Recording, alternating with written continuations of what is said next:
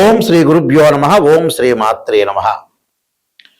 అంగారక గ్రహము జూలై 23 నుంచి ఆగస్టు 7వ తారీఖు వరకు కూడా కుజుడు తన సొంత నక్షత్రమైన మృగశిర నక్షత్రంలో వృషభ మిథున రాశుల్లో సంచారం చేయటం వల్ల ఎలాంటి ఫలితాలు జరగబోతున్నాయి. సహజంగా అంగారకుడు కుజుడు ఏ స్థానాల్లో ఉంటే మంచి ఫలితాలు వస్తుంది, గోచారీత్యా ఏ స్థానాల్లో ఉంటే చెడు ఫలితాలు వస్తాయో ఒకసారి తెలుసుకుందాం. ముందు ముఖ్యంగా అంగారక గ్రహానికి యొక్క కారకత్వాలని మనం పరిశీలన చేయాలి. ఏం చెప్పారు శాస్త్రంలో అంటే సత్వ భూ ప్రాకార రోగ వ్రణ సాహస శస్త్ర అగ్ని సందర్శనోత్పాటన భాతృక కుజ అన్నారు. అంటే భూ సంబంధ వ్యవహారాలు, కోర్టులు, రియల్ ఎస్టేటు, అన్నదమ్ముల సమస్యలు, శారీరక బాధలు, కెమికల్ కంపెనీలు, మిషనరీ, మార్కెటింగు, భూమి, ఇండ్ల నిర్మాణము, న్యాయ వ్యవస్థ, న్యాయవాదులు, రక్షక భటులు, అలానే సైన్యము, మేనేజ్మెంటు, భూములు అమ్మడము కొనడము, మేస్త్రీ పనుల వాళ్ళు, యంత్ర సంబంధమైన వ్యవహారాలు, మెకానికల్ ఇంజనీర్సు, కెమికల్ కంపెనీలు, కెమిస్ట్రీ లెక్చరర్సు, రోగములు, శస్త్రచికిత్సలు, అగ్ని భయాలు అంటే రియల్ ఎస్టేటు, రైతులు, కెమికల్ కంపెనీలు, పిత్రార్జితము, కోర్టు సమస్యలు, ఇలాంటివన్నీ కూడా మొదలగు కుజుడి యొక్క కారకత్వాలు అంటారు.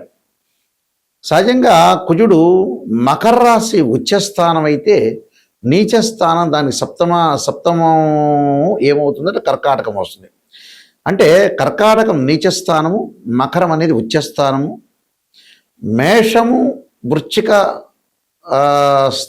రాశులు కుజుడికి స్వక్షేత్రాలు అవుతాయి. ఇక్కడ కుజగ్రహం సహజంగా ఎవరి జన్మలగ్నం నుంచి అయినా కుజుడు 2, 4, 7, 8, 12 స్థానాల్లో ఉంటే దాన్ని జాతకరీత్యా కుజదోషం అంటారు. మనం ఇప్పుడు చెప్పబోయేది ఏదంటే గోచారరీత్యా చెప్పబడే ఫలితాలు. అంటే గోచారరీత్యా చెప్పబడే ఫలితాలకు ఒక విధానం ఉంటుంది, బర్త్ చార్ట్ నుంచి పుట్టినప్పుడు ఉండే జాతకానికి మరొక విధానం ఉంటుంది. నేను చెప్పింది జన్మలగ్నం నుంచి, అంటే బర్త్ చార్ట్ నుంచి 2, 4, 7, 8, 12 స్థానాల్లో ఉంటే దాన్ని కుజదోషం అంటారు. ఇప్పుడు మనం చెప్పేది ఏమిటంటే గోచారరీత్యా చెప్పబడే ఫలితాలు. ఈ గోచారరీత్యా చెప్పబడే ఫలితాల్లో అది చంద్రరాశి నుంచి చూస్తారు కాబట్టి ఎవరైతే రాశి ఉంటుందో వాళ్ళ రాశి దగ్గర నుంచి 3వ స్థానం, 6వ స్థానం, 11వ స్థానంలో కుజుడు ఉంటే మంచివాడు అని అంటారు గోచారరీత్యా వాళ్ళ రాశి దగ్గర నుంచి. మరి మేషాది ద్వాదశ రాశుల వాళ్ళకి కుజుడు యొక్క ఫలితం ఏ విధంగా ఉండబోతుందో ఒక్కసారి మనం తెలుసుకుందాం. సింహరాశి వారికి ఈ కుజుడు యొక్క ప్రభావం అనేది 10 రోజుల పాటు ఈ విధంగా ఉండబోతుంది.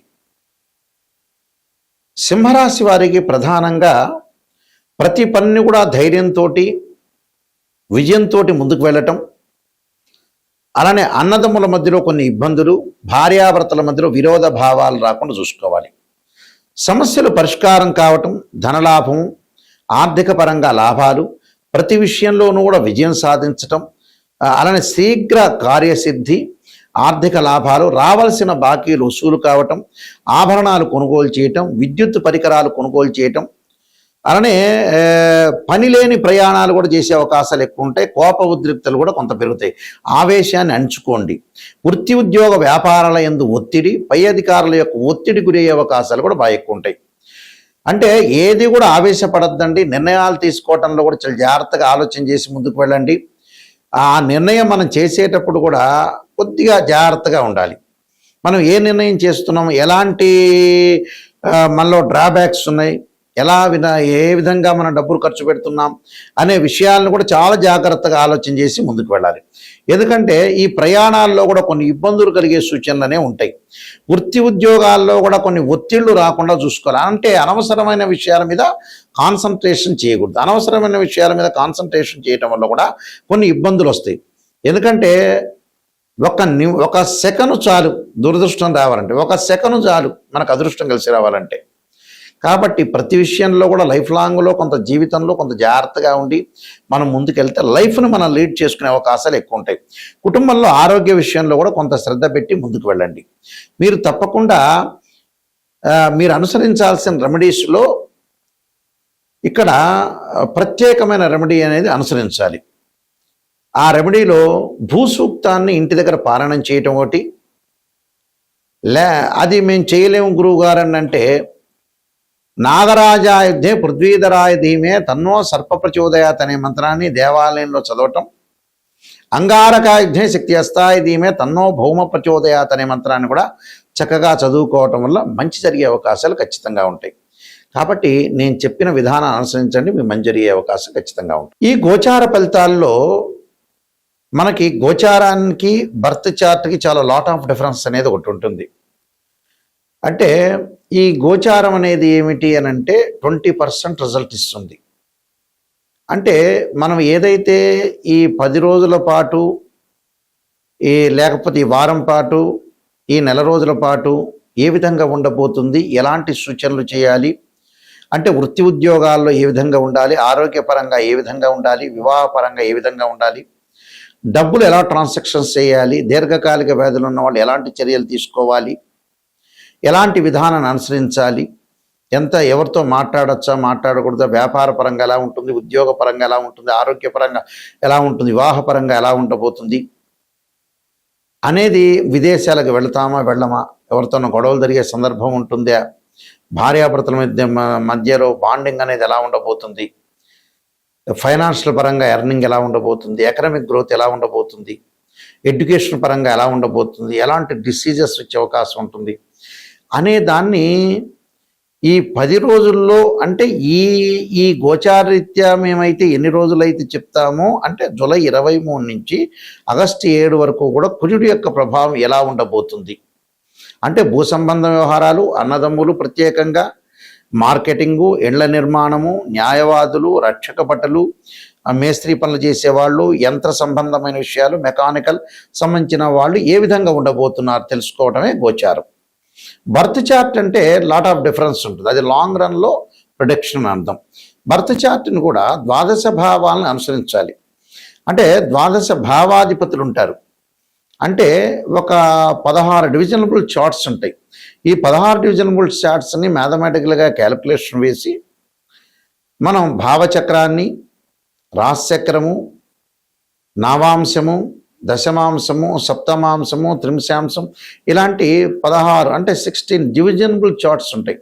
ఈ 16 డివిజనబుల్ చార్ట్స్ని మనం అనాలిసిస్ చేయాలి. అందులో భావాధిపతులు వేరు, రాస్యాధిపతులు వేరు, ఆ బాక్స్లో ఉండే గ్రహం వేరు. భావాధిపతి అంటే ఏంటంటే లగ్నం నుంచి అనుసరించేది. అంటే లగ్నం అంటే తనుభావం, తనుభావానికి రవేధిపతి, ద్వితీయ భావానికి గురువు, తృతీయ భావానికి కుజుడు, చతుర్థ భావానికి చంద్రుడు బుధుడు, పంచమ భావానికి గురువు, షష్టమ భావానికి శని కుజులు, సప్తమ భావానికి శుక్రుడుని, అష్టమ భావానికి శనిని, అలానే భాగ్యస్థానానికి భాగ్యభావానికి రవి గురువులని, అలానే దశమ భావం రవి బుధుడు గురువు శని దశమ భావం, లాభభావం గురువని, వ్యయభావం శనిని, ఇవన్నీ అనుసరించాలి. అంటే ఇవి భావాధిపతులు. రాస్యాధిపతులు వేరు. అంటే భావాధిపతి అంటే ఇంటి ఓనరు, రాస్యాధిపతి అంటే బిల్డరు. అక్కడుండే ఏదైతే బాక్స్లో ఉంటుందో, మేషాది రాసుల బాక్స్లో ఉంటే అవి టెనెంటు అని అర్థం. అంటే తాత్కాలిక గ్రహాలు మారచ్చు, టెనెంటు అని అర్థం. ఇవన్నీ కూడా మ్యాథమెటికల్ క్యాలిక్యులేషన్ వేసి ఎక్కడెక్కడ దృష్టిలు ఉన్నాయి, ఏ లగ్నానికి ఏ దశలు కలిసి వస్తాయి, అంతర్దశలు ఎలా ఉండబోతున్నాయి, సూక్ష్మ దశలు ఏంది, ప్రాణదశలు ఏంది, లక్ష్య యోగాలు ఏంది, గజకేశ్వర యోగం ఏంది, రవిబుధాదిత్య యోగం ఏంది, మనకి చాలా కాంబినేషన్ ఆఫ్ యోగాలు చెప్పారు. చంద్రమంగళ యోగం దగ్గర నుంచి ఈ యోగాలు అనేవి కూడా ఏ విధంగా ఉండబోతున్నాయి. 300 కాంబినేషన్స్ ఉంటాయి యోగాల్లో. అంటే 2 or more planets is conjunction is called yoga అంటారు. 2 కానీ 3 గ్రహాలు కానీ కలిసినా దృష్టి ఉన్నా దాన్ని యోగము అంటారు. లైఫ్ని ఎలా ఎన్హాన్స్ చేసుకోగలుగుతాం, లైఫ్ని ఎలా ముందుకు తీసుకెళ్తాం అనేది యోగం తెలుస్తుంది. యోగము అంటే 2 గ్రహాల యొక్క కలయిక. అంటే 2 or more planets is called yoga అంటారు. దాని డెఫినేషన్ అది.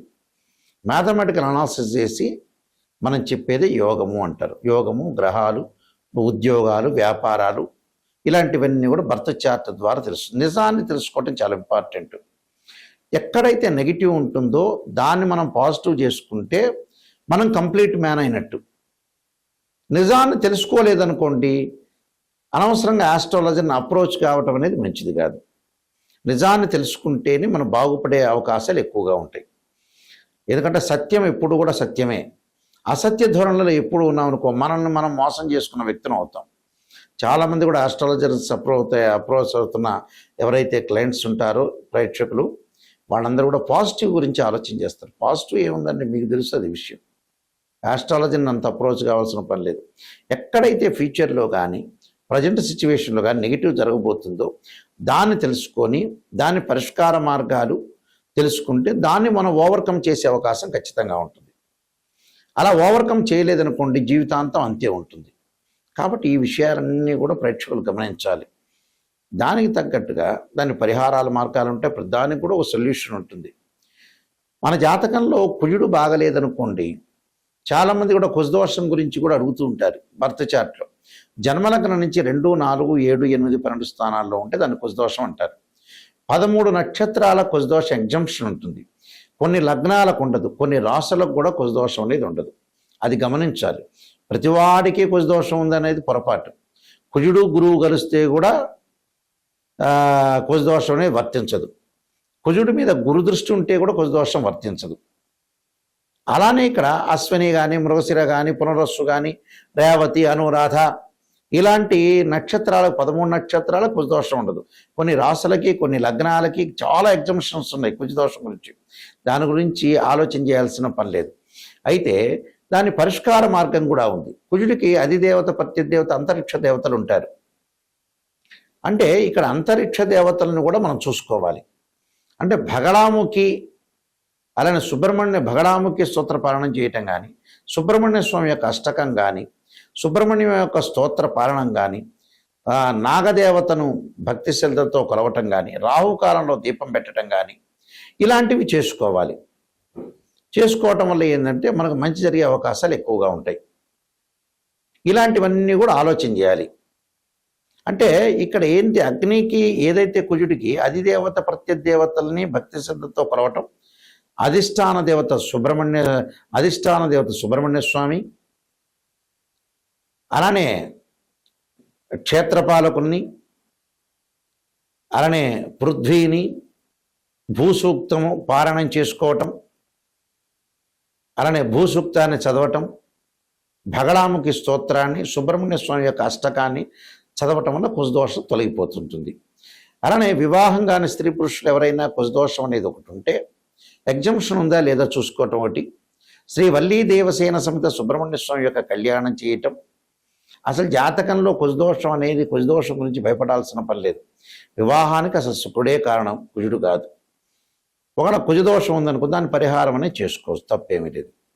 నేను ఆల్రెడీ కాలసర్పయోగ చంద్రిక, రాహుకేతులు, ఛాయాగ్రహాలు, అలానే పుత్రగణపతి వ్రతము, స్వప్నశాస్త్రము, సర్వదేవతా గోత్రములు పార్ట్ 1, పార్ట్ 2, నవగ్రహ దోషాలకి 12 మహావిద్యల యొక్క స్తోత్ర పారణాలు, అమ్మవారి యొక్క పారణాలు, బృహత్ పరిహార Sindhu, Jataka Chandrika, Vivaha Martandam, production of astrology, transit of results అనే పుస్తకాలు నెంబర్ ఆఫ్ ఆస్ట్రాలజీ బుక్స్ రాశాను నేను. ఇవన్నీ కూడా మా దగ్గర లభ్యమవుతాయి. అలానే రాజమండ్రిలో కోటగుమ్మంలో ఉన్న అతిపెద్ద పబ్లికేషన్ అయిన ఇండియాలోనే మోహన్ పబ్లికేషన్ వారి దగ్గర కూడా ఈ పుస్తకాలను లభ్యమవుతాయి. వారిని అడిగి మీరు కూడా తెచ్చుకోవచ్చు. అయితే మా వెబ్సైట్ www.nayakanti.com, www.nayakanti.in ఈ వెబ్సైట్ చూడండి. ఈ వెబ్సైట్లో మీకు ఆ వెబ్సైట్ చూస్తే కూడా ఆ పుస్తకాలన్నీ కూడా మీకు కనపడుతూ ఉంటాయి. అలానే మీకు ఏ డౌట్లు వచ్చినా మమ్మల్ని సంప్రదించాల్సిన వాళ్ళు ఎవరైనా సరే నిజం తెలుసుకొని నాయకంటి గారి ద్వారా బాగుపడాల్సిన వ్యక్తులు మాత్రమే ఫోన్ చేయండి. మా నెంబర్ కూడా స్క్రీన్ మీద స్క్రోలింగ్ అవుతున్న నెంబర్ ఉంటుంది. ఆ నెంబర్కి మీరు కాల్ చేసి తెలుసుకోండి. మీ అందరికీ కూడా శ్రీ పరమేశ్వరి యొక్క కరుణాకటాక్షం ఉండాలని ఆశిస్తూ సర్వే జనా సుఖినో భవంతు.